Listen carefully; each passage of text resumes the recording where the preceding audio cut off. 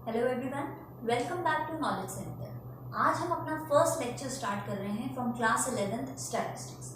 क्योंकि स्टैटिस्टिक्स आपके लिए एक नया सब्जेक्ट है and it is a part of economics only, so I assure you that अगर इस सब्जेक्ट को हम इंटरेस्ट लेके पढ़ेंगे और ध्यान से सुनेंगे तो नेचुरली आपको इस सब्जेक्ट को पढ़ने में बहुत अच्छा लगेगा। देखिए, पहला चैप्टर जो है हमारा स्टैटिस्टिक्स का, that is concept of statistics and significance of statistics in economics.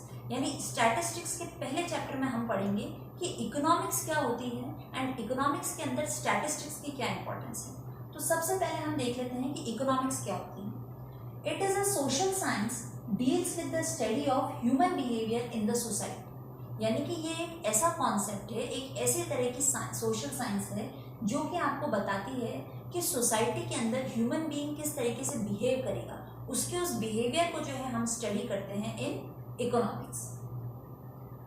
ये जनरल डेफिनेशन है। बुक के अंदर आपको अलग अलग राइटर्स की कई सारे डेफिनेशन देखने को मिलेगी और हर डेफिनेशन में कुछ ना कुछ अलग मैसेज आपको देखने को मिलेगा। धीरे धीरे आपको पता चलेगा कि economics is a very vibrant field. तो बेसिकली हम बात कर रहे थे कि इकोनॉमिक्स जो है उसमें हम किस चीज़ की स्टडी करते हैं, ह्यूमन की, कि सोसाइटी के अंदर रहने वाला जो बंदा है वो किस तरह बिहेव करता है इन डिफरेंट सिचुएशंस। देखिए, सबसे पहले हम पढ़ेंगे अबाउट द इकोनॉमिक एक्टिविटी। भाई, हम ह्यूमन बीइंग सोसाइटी के अंदर रह रहे हैं तो नेचुरली हम किसी ना किसी इकोनॉमिक एक्टिविटी के अंदर लगे हुए हैं। अब इकोनॉमिक एक्टिविटीज कई तरह की होती हैं, जैसे कि कंजम्पशन, प्रोडक्शन, इन्वेस्टमेंट, सेविंग। तो ये सारी कुछ ऐसी एक्टिविटीज है जो हर बंदा अपनी लाइफ में करता है। यानी कि हर कोई जो है किसी ना किसी इकोनॉमिक एक्टिविटी के अंदर एंगेज है, लगा हुआ है। कंजम्पशन क्या होता है? पहली बात तो कंज्यूमर क्या होता है? कंज्यूमर वो बंदा जो गुड्स एंड सर्विसेज को यूज करेगा, कंज्यूम करेगा। और कंजम्पशन, कंज्यूमर जो काम कर रहा है, यानी गुड्स एंड सर्विसेज को यूज करने की जो एक्टिविटी वो कर रहा है for the satisfaction of his wants, that is known as consumption. Next thing is production. उससे पहले आपको ये जानना होगा कि प्रोड्यूसर क्या होता है। तो प्रोड्यूसर वो होता है जो कि रॉ मटेरियल को फिनिश गुड्स के अंदर कन्वर्ट करता है। एंड वो ऐसा क्यों कर रहा है? For the motive of earning profit. तो प्रोडक्शन क्या है? वो एक्टिविटी जो कि प्रोड्यूसर करता है, क्या करता है? Conversion of raw material into finished goods for selling it in the market and earning profit. Next जो हमारी इकोनॉमिक एक्टिविटी है दैट इज सेविंग। सेविंग हर कोई करता है। अब भाई ये क्यों करते हैं सेविंग? ये भी एक सवाल होता है, सेविंग क्यों करते हैं? तो नेचुरल से एक बात है कि फ्यूचर के अंदर हाँ, जब भी हमें पैसे की जरूरत पड़ेगी हम अपनी सेविंग में से पैसा निकाल के यूटिलाइज करेंगे। तो सेविंग क्या है? आपकी इनकम का वो पार्ट जिसको कि आप यूज ना करके साइड में रख देते हो फॉर फ्यूचर। नेक्स्ट जो हमारी इकोनॉमिक एक्टिविटी है दैट इज इन्वेस्टमेंट।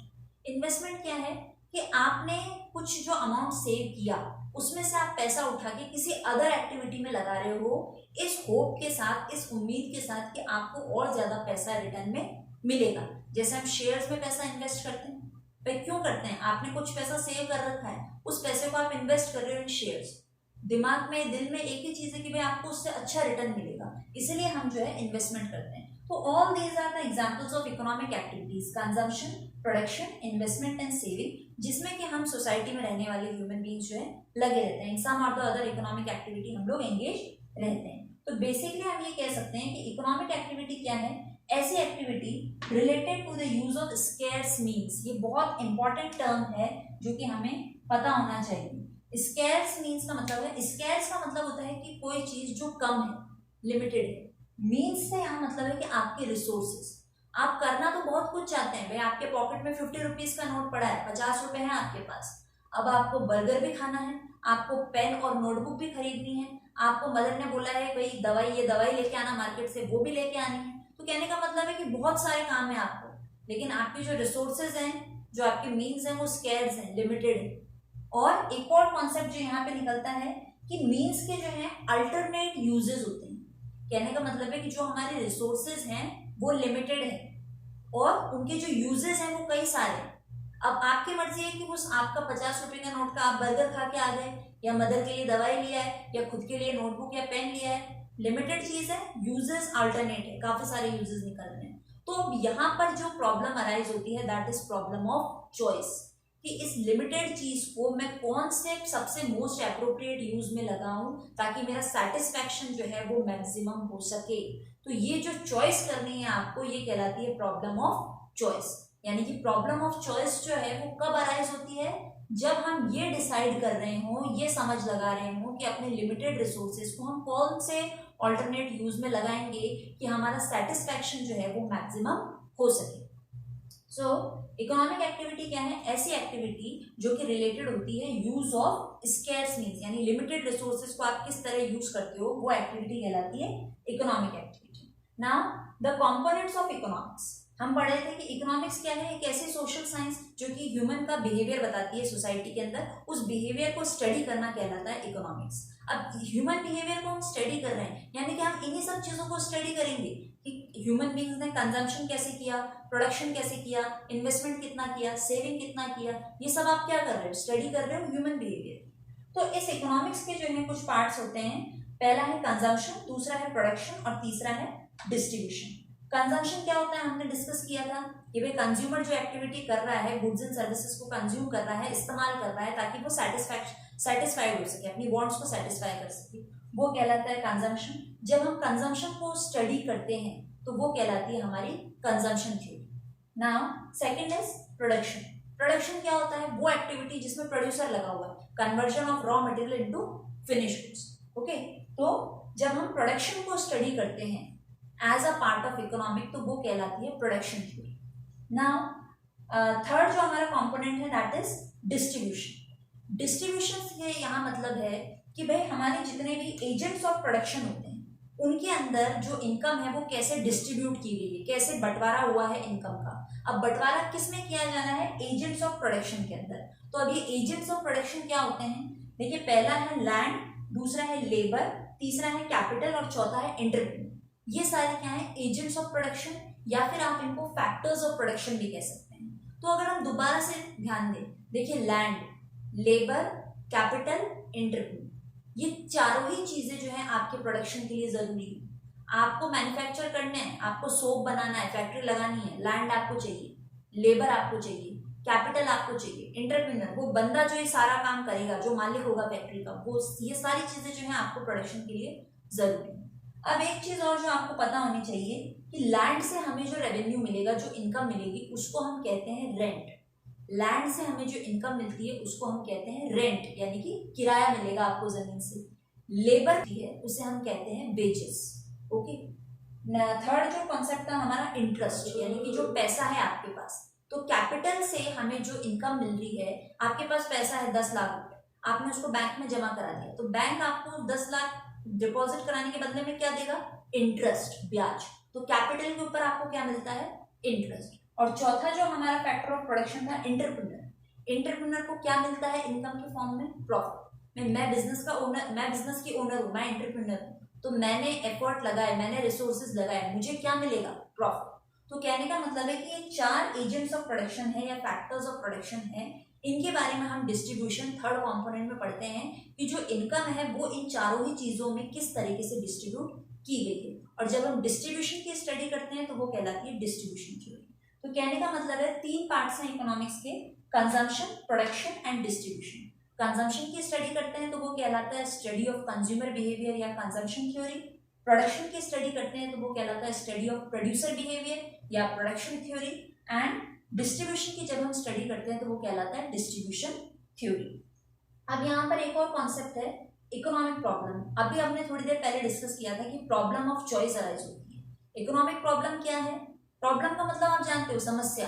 तो इकोनॉमिक प्रॉब्लम कब अराइज होती है? जब हमें चूज करना है, हमें सेलेक्ट करना है।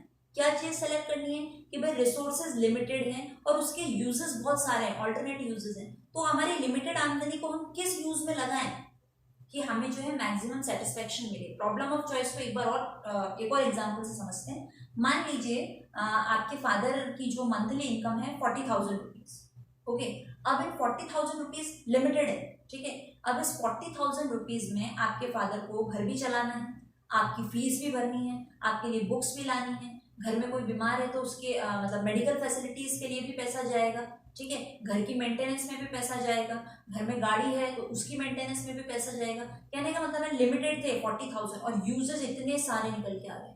तो अब आपके पापा क्या करेंगे? चॉइस कि भाई मैं इस 40,000 को कहाँ कहाँ लगाऊं, जो चीज प्रायोरिटी में है, जो चीज करनी जरूरी है, जिसके बिना काम नहीं चलेगा, वो काम को पहले करना है, ठीक है। उसके बाद जो बच रहा है उसको सेकंड इंपॉर्टेंट काम में देना है, फिर थर्ड इंपॉर्टेंट काम में देना है, जब तक कि वो 40,000 खत्म नहीं हो जाते हैं। और इसी 40,000 में से वो सेव भी करते हैं, ठीक है, तो सेविंग भी उनको साइड में रखनी है। तो ये जो प्रॉब्लम ऑफ चॉइस है कि आपके फादर डिसाइड कर रहे हैं कि लिमिटेड 40,000 को मैं कहाँ कहाँ लगाऊं ताकि मेरी फैमिली का जो सेटिस्फेक्शन है वो मैक्सिमम हो सके, मैं सेविंग भी कर लूं और जो है मेरा घर अच्छे से चल सके। तो ये जो चॉइस वाली जो प्रॉब्लम है उसको कहते हैं प्रॉब्लम ऑफ चॉइस। और यही जो है हमारी इकोनॉमिक प्रॉब्लम है कि भाई रिसोर्सेज जो है वो स्केर्स हैं, लिमिटेड है, और रिसोर्सेज के ऑल्टरनेटिव यूजेस हैं, कई सारे यूजेस हैं। तो आपको चूज करना पड़ेगा, आपको चुनना पड़ेगा कि लिमिटेड रिसोर्सेज को जो है आपको कहाँ कहाँ लगाना है।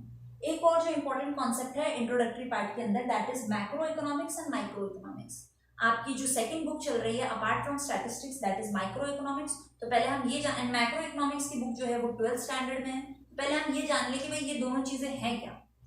देखिए, है तो दोनों ही इकोनॉमिक्स का पार्ट।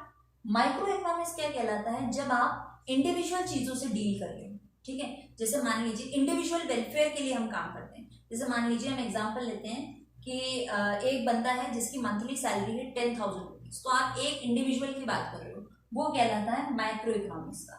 अगर हम कह रहे हैं कि इंडिया की टोटल नेशनल इनकम इतने करोड़ रुपीस है, तो ये चीज हो जाती है मैक्रो इकोनॉमिक्स की। जब आप नेशनल लेवल पे बात कर रहे हो, कंबाइंड लेवल पे बात कर रहे हो, एक साथ सभी चीजों की।